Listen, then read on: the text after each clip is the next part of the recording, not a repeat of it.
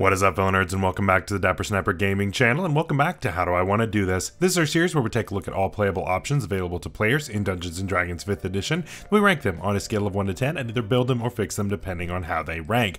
Now today we begin the second of 4 Bard subclasses, and it is the Glamour Bard, one of the craziest and best ones, probably, to come out of the Xanathar's book a few years back, but it is now here in the 2024 PHB, and we're going to put it to the test. Before we jump into it, make sure to leave a like on the video and subscribe if you haven't already. Share the video with your friends, and of course click the bell so you're notified when new videos are uploaded. So the Glamour Bard, of course, originally came to us in the Xanathar's book, and now returns in the 2024 PHB. Now, originally I gave this a 7 out of 10, which I'll put up in the icon above right there for you to check out with all of the original stuff. And so, like I said, today we're not going to be diving into what used to be, but we're going to be doing kind of shortened versions of the changes today since we've already covered the 2014.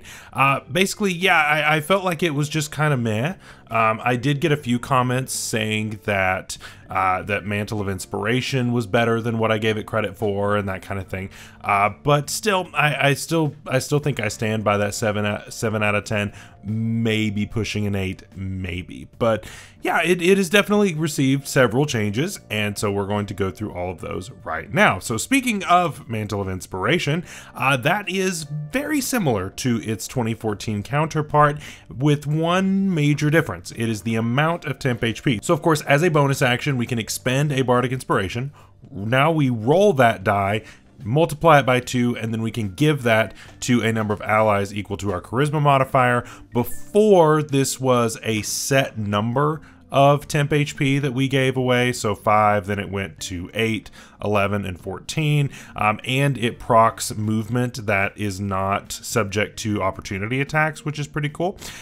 So yeah, it's definitely an improvement in my opinion. I mean, as far as the amount of HP goes, it's pretty similar. It's pretty similar. It might actually be technically slightly worse, but yeah, you roll this die, you get what it is twice, and then it goes from there. And then of course there's a little like visual flourish kind of thing.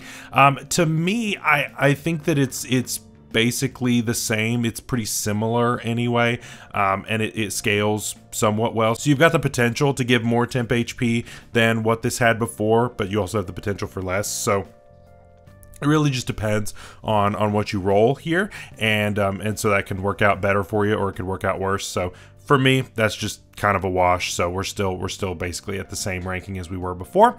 Also at level 3, what we used to get was Enthralling Performance. Instead, it is now called Beguiling Magic. So of course, used to, this was for 1 minute, you could do this performance, and then you could charm a bunch of humanoids around you, and all this whatever. It was a social thing. I was not the biggest fan of it, and so now they have changed it to something completely different. So now you always have Charm Person and Mirror Image prepared. That's great. I love both of those. That's perfect. Additionally, after you cast an enchantment or illusion spell, you can force a creature within 60 feet of you to make a wisdom saving throw, or it is charmed or frightened of you for 1 minute, and of course it repeats the saves at the end of its turn. And then what's also great about this is that you can reuse it should you use a Bardic Inspiration. You're not just once per day kind of thing. So pretty cool. It's a nice little combat debuff kind of thing, and I'm all for it, right? This certainly is going to be a lot more useful than having to engineer a minute-long performance. I just think that's always tough, right? I talked about this with the Assassin back in 2014, the Assassin Rogue, how you come up with this identity, and there's all this complicated stuff. Like, nobody wants to do that. I mean, you can do that just naturally. I don't need this, right? And why would I waste a feature when I can just cast Charm Person, right? So you just give me Charm Person, which is exactly what they did. So this is certainly a buff. This is absolutely a buff in my opinion. You can just use Charm Person to charm the humanoids, call it a day, right? I'm okay with that. Yes, the number of humanoids at once that you could charm is smaller, but I think the situations that you're going to run into where this is relevant are very limited in comparison, so definitely big improvement. At level 6, we get Mantle of Majesty, same feature as before, and actually it is pretty much exactly the same as what we had before with one key buff here. So as a bonus action, we cast Command without using a spell slot. For 1 minute, we can then cast Command as a bonus action on each turn on that creature. And of course, the creature is going to automatically fail the save if it is charmed. And of course, this goes along with that charmed person kind of thing. And you can use it once per long rest. Now it's exactly the same, except that it is now reusable if we use a spell slot of 3rd level or higher. Again, big buff here, and I love that this is the direction that we're going, right? We started seeing this toward the end of the 2014 rules of you can do this once per long rest, or use it again if you use a X level spell slot or whatever. So that I think is a huge improvement to how we are dealing with this. So I'm all for it. It's just a straight buff, right? We can now do it again. And honestly, a 3rd level spell for this, worth it. Worth it. I'm good with it. So yeah, definitely really cool. And then finally, level 14, Unbreakable Majesty. This one changed a decent amount actually. Before, this was just kind of wild, so we could just bonus action, assume a crazy look of your choice, right? And then when a creature tries to attack us, it has to make a charisma save, and if it fails, then it can't attack us. And then even if it does succeed, it's at a disadvantage and all that, and it's usable once per rest. Now we still assume this thing, and so when a creature hits us for the first time on a turn after we've done this, then it has to make a charisma saving throw. On a failure, then the attack misses. Very different in application. So basically the old version just prevented the attack from going off, period. The 2024 now makes the attack miss.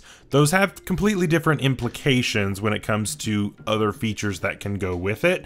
And the thing is, the 2014 still added in disadvantage at the beginning, whereas this one does not. So basically this is a nerf overall. This is a nerf to me, because unless you have some kind of a feature that allows you to take advantage of being missed by an attack, this doesn't really help you at all right now. In fairness, I think this ability is great, and the only reason that I didn't rank this subclass higher is because this is level 14 and most people don't get to level 14. But it's a really good feature back in the old rules. It got nerfed. It's nowhere near as good because, like I said, you still make that charisma save, and yeah, if they fail that save, then the attack does miss. However, there was not only the chance to fail the save and miss, but on top of that, there was then disadvantage, which gave essentially a second opportunity to miss.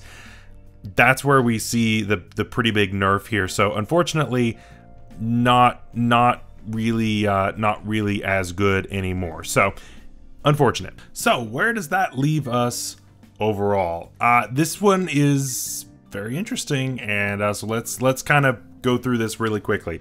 So Beguiling Magic, brand new feature, huge improvement over what we had before. Absolutely massive, getting 2 free spells, and we of course get to then add on the ability to frighten, charm, that kind of thing. Really cool. Enchantment spells and of course illusion spells being tied to it. Great, we get plenty of those, so I'm more than happy with that feature.